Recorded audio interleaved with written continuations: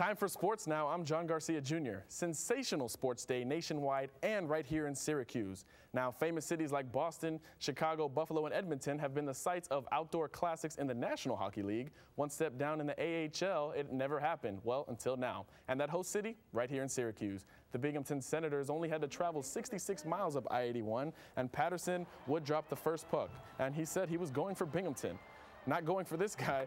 Parachuter slips down, but he does deliver the puck from above. First period, crunch 7 minutes in. Alexander Picard scores the goal to put the Crunch up 1-0. Second period, Crunch still up a goal and on the power play, but Josh Hennessy off of the rebound says, "Look at my shorthanded goal to tie the game up at 1. Time winding down in the second, and Dan Fritchie is going to shoot. Just kidding. He drops it off to David Lifferton to put the Crunch up 2-1, but would that be enough? Defensive battle here, and in any defensive battle, it's going to have to be goalie play that stands the teams apart, and Kevin Lalonde was up for the task. 36 saves to earn the #1 star of the game, and the Crunch look like they're going to hold on for the 2-1 win at the Outdoor Classic. Under 10 seconds remaining. That'll do it. The puck to the neutral zone, and I got 2 words for you. Game over. The Crunch wins. 21,000 packed the fairgrounds, and Alexander Picard said it had a big influence on the Crunch. You know, the first 10 minutes was unbelievable. I thought I was playing a 7th game in the Stanley Cup Finals, you know. Coming from the locker room and seeing like 20,000 people just screaming, it was unbelievable. Now they say it's not how you start, but how you finish. But when you're the back-to-back defending national champions like the Syracuse men's lacrosse team, it has to be a combination of both. Cuse looking to win their opening game for the 14th straight season against the University of Denver. First period, Javon Miller wasting no time. Check his stick work, puts the Cuse up 1-0 early, 41 seconds in. Then sophomore Kevin Drew out-hustles the Pioneers and scores to make it 2-0 Syracuse.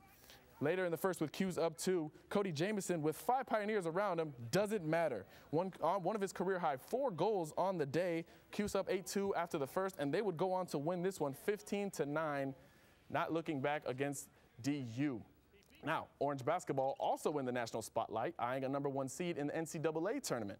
The selection committee will soon be making those decisions, and top seeds cannot have letdowns, especially against sub-500 teams. But if there's one thing Providence can do, and Jim Boeheim knows this one, it's they can score, scoring 82 points a game. Wes Johnson doesn't seem to mind, though. Off of his own miss, gets the rebound, slams it home. The hands looking okay there, and Cuse is up 4 early. Providence at home going with the blackout, and they would start shooting lights out, especially from deep. Brian McKenzie has this time to give the Friars their first lead of the game. Then Routens falls asleep, and Marshawn Brooks slams it home to wake him up to extend the brand new lead for Providence. But in the second half, it was all Syracuse, and it started with defense. Brandon Trish on the steal. He goes coast to coast. No need for help on that one. On their way to a 14-0 run. Then more Syracuse. The errant pass to nobody, and Andy Routens scoops it up for the rare dunk. Orange up 13. Then it was time for Syracuse to show off more offensive skills and featuring ball movement this time. Down low to Rick Jackson for the slam. He had 28 points, a new career high in this one.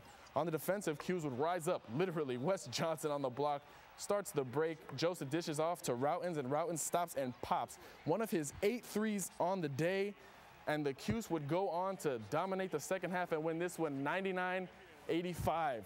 They have a huge showdown with Villanova coming up Saturday the 27th. And Scott, it's going to be 34,000 plus at the Dome. Yeah, I'm just curious to see how that looks when you have that many people in the Carrier Dome. Not to mention it's a nationally televised game, and that could be a battle for the top seed in the Big East tournament.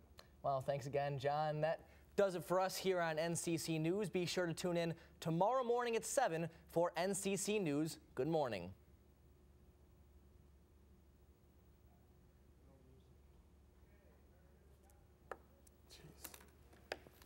Better? Yeah, that was good. That was your best one.